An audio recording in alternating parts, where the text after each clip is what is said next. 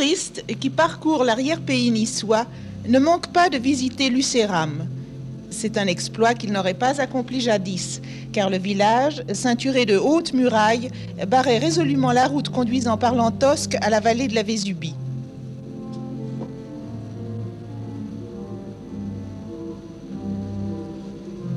Depuis le XIIIe siècle, Lucéram est ville libre, d'où cette grosse tour féodale curieusement ouverte afin qu'elle défende contre l'ennemi venu de l'extérieur, mais pour que nul seigneur ne puisse s'y retrancher et se retourner contre la ville elle-même. C'est que les Lucéramois étaient renommés pour leur fier esprit d'indépendance et leur amour de la liberté. Des vestiges de ce passé glorieux se trouvent presque à chaque pas que l'on fait. Oh, et puis non, un village c'est cela, mais ça n'est pas que cela. Suivons donc ces enfants qui montent vers l'église. Ils seront nos guides dans cette visite. Allez vite, allez vite.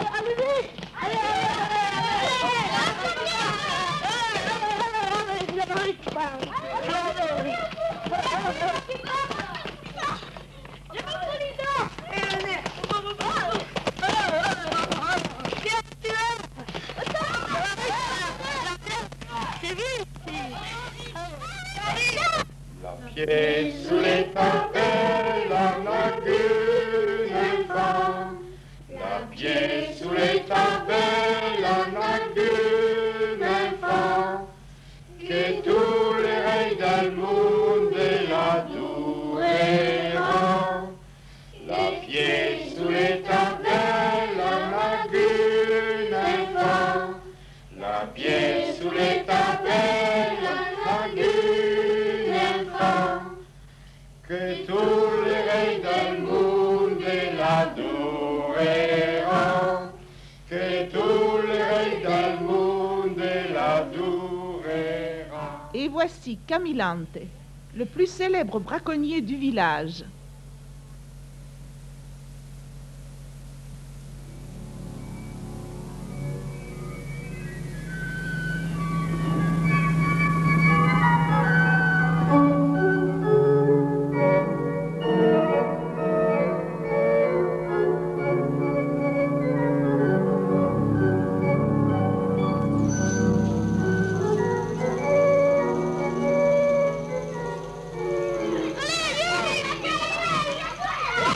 Ça ne va pas très bien sur le parvis. Victor a prévenu monsieur le curé que Maurice avait cassé un des beaux vases d'autel. Et celui-ci se fait vertement tancer à la grande joie de Victor.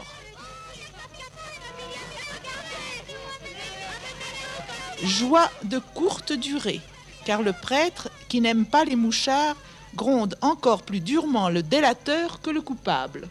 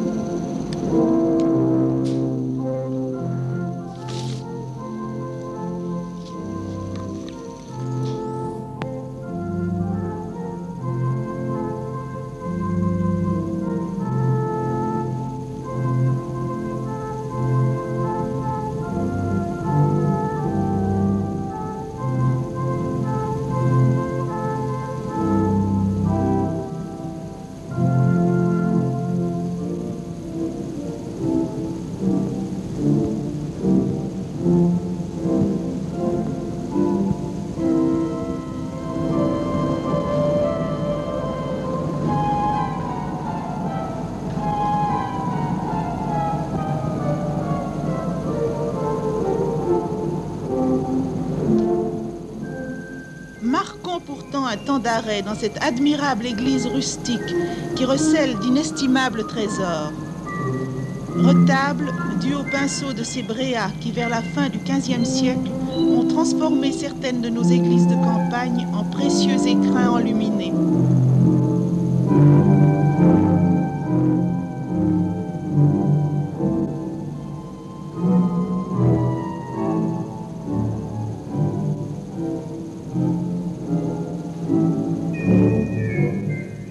Pietà, en robe de toile peinte, qui nous vient du Moyen-Âge.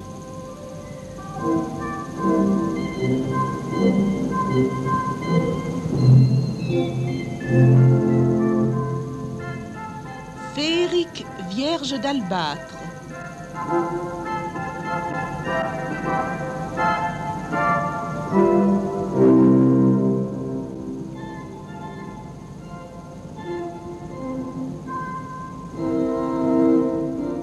Angelot baroque. Mais nulle œuvre d'art n'est plus aimée, vénérée, admirée des Lucéramois que leur Piezuletta, la Sainte Marguerite d'argent ciselée aux environs de l'an 1500 par un orfèvre vénitien. Et justement, demain, on célèbre la Sainte Marguerite, patronne du village. Il s'agit de lui préparer une fête digne de l'attachement qu'elle inspire à tous.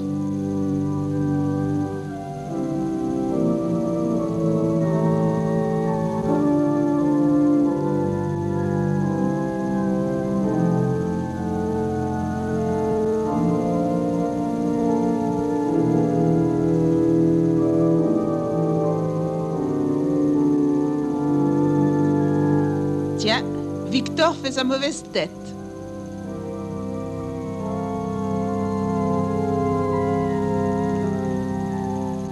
Et Camillante rentre dans l'église sous l'œil soupçonneux du garde champêtre.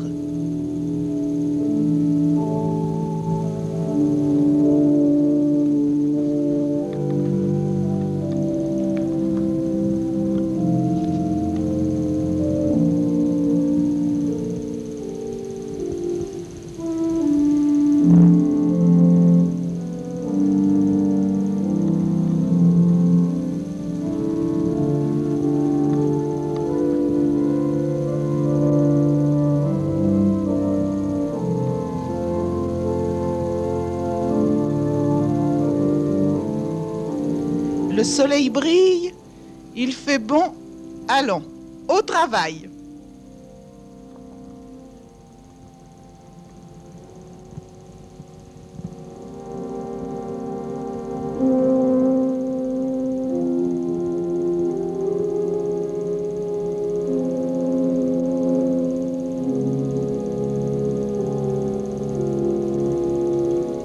Alors demain, mes enfants, soyez à 10 heures pour la procession.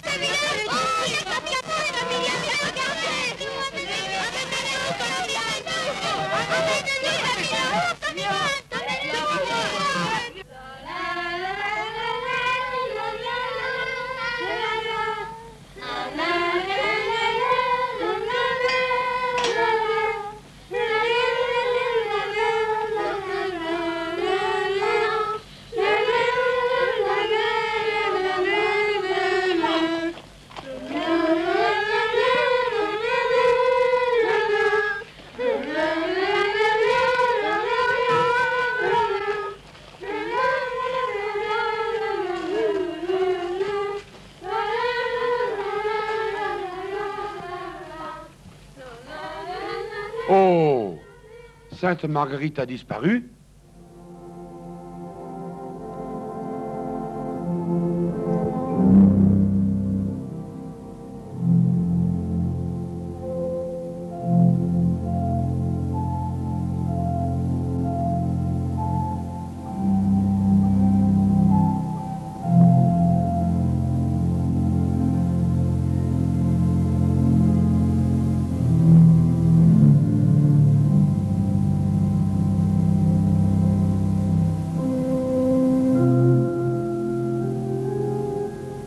Le garde champêtre a son idée. Il a vu ce vieux bandit de Camillante pénétrer dans l'église. Et il se fait fort de rapporter la statue. Bon, eh bien, allez-y, dit le curé pas très convaincu.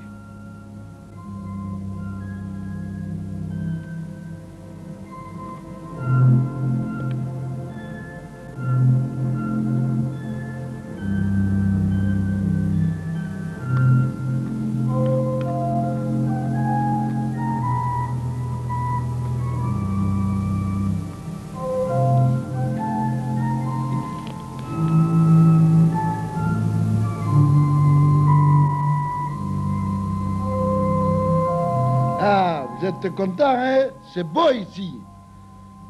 Hein? Dis Camillante, est-ce que c'est là que tu fais le braconnier? Tu veux te taire? C'est ça, c'est un casque d'œuf, tu sais?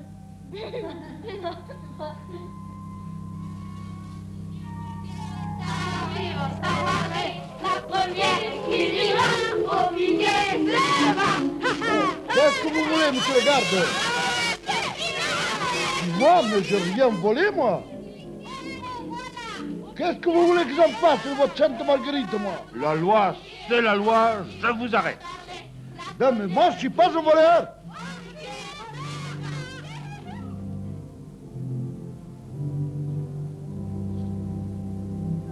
Vous avez entendu, il a dit, je ne suis pas un voleur, venez.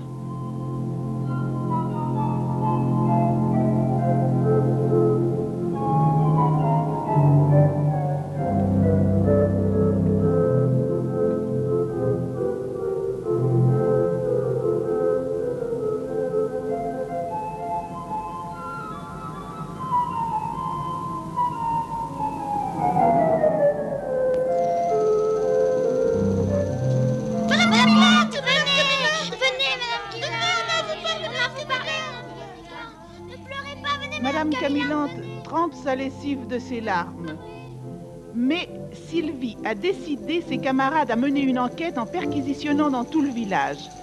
Et pour mieux prouver l'innocence de Camillante, les recherches commenceront dans sa propre maison, où naturellement on ne trouve rien.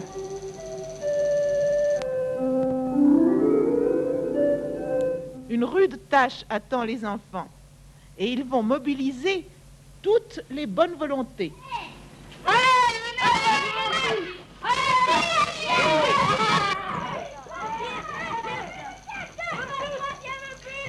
Laissez ça, vous n'avez pas honte de jouer au foot? Allez, venez. Il faut perquisitionner. Il faut travailler maintenant. Ce n'est pas le moment de jouer.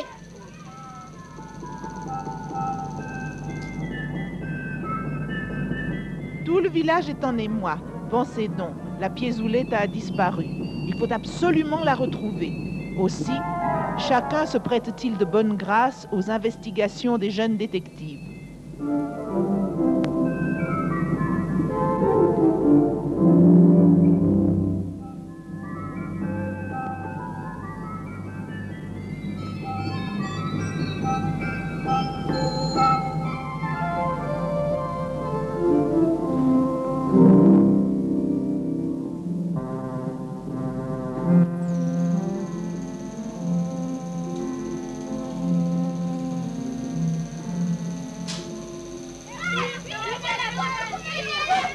Chez Yvon l'aubergiste, si on n'a pas trouvé la sainte, on a du moins découvert la marchande de glace.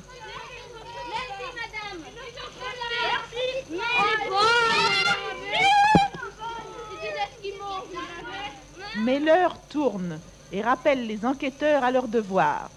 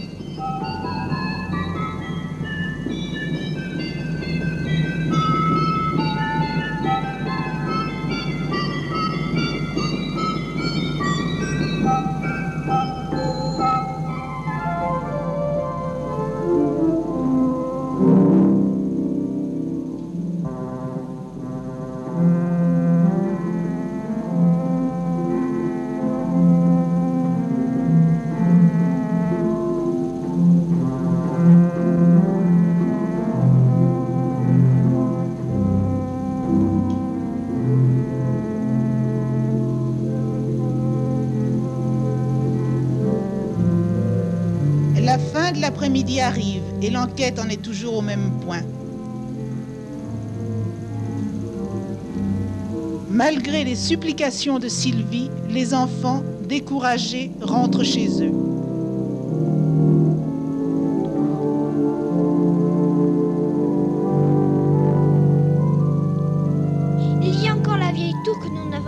visiter. Tu crois? Oh, on peut toujours essayer. Bon, allons-y. Alors, allons-y. Vous êtes fous, c'est trop dangereux, n'y allez pas. C'est pour Camilla. On ira.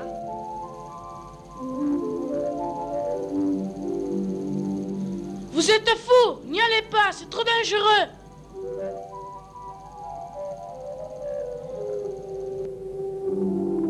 Cette tour est trop en ruine. Vous êtes fous, n'y allez pas. Il faut y aller quand même. Ça fait rien. Vous êtes fous. Non. C'est pour Camilla.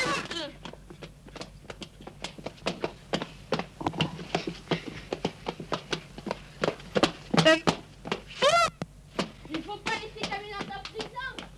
Quand même. C'est notre ami. Je les vois. Tais-toi. On peut pas courir. Milan.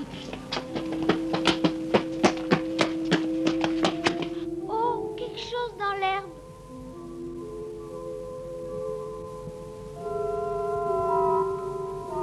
La couronne de Sainte-Marguerite. Nous sommes sur la bonne piste.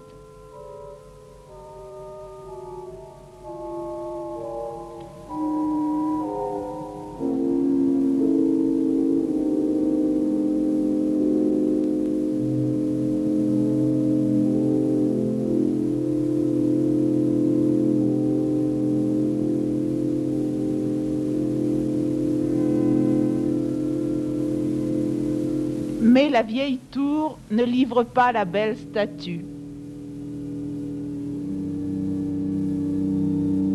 Alors, que faire?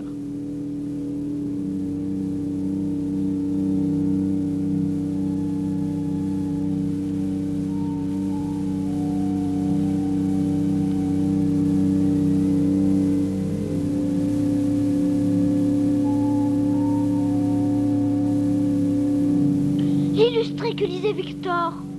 Donc c'est lui le voleur.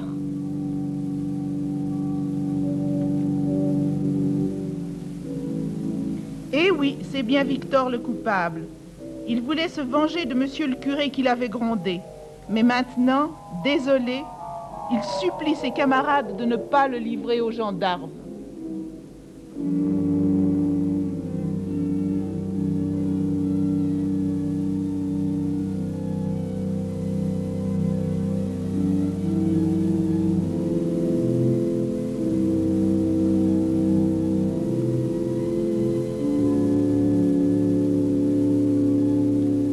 Monsieur le curé est bien un peu fâché de cette aventure. Mais la joie de retrouver son trésor intact et le désespoir du coupable l'incitent à l'indulgence.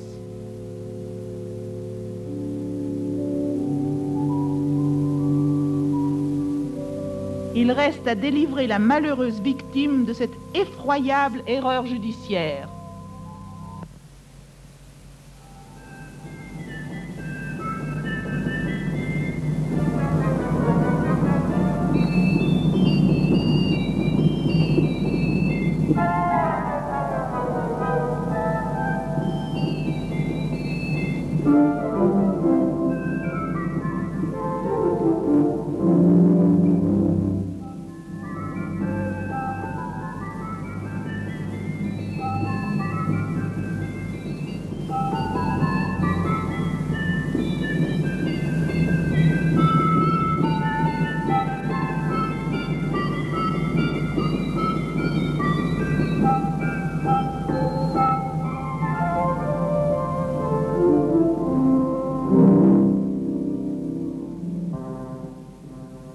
Et dans le soir qui descend, le brave Camillante s'en revient, entouré de ses amis.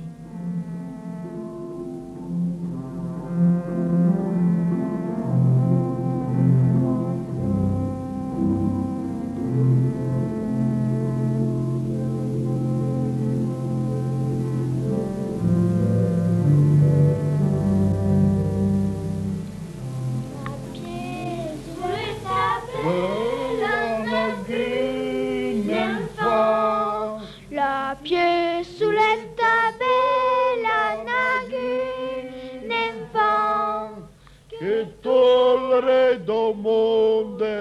adorera. Coteau, chantez tous. Sourira. Ah, maintenant, vous allez tout rentrer, parce que moi, je vais travailler. Faut que j'aille faire de l'herbe pour la paix. Allez, rentrez chez vous. Au revoir, Gavilan.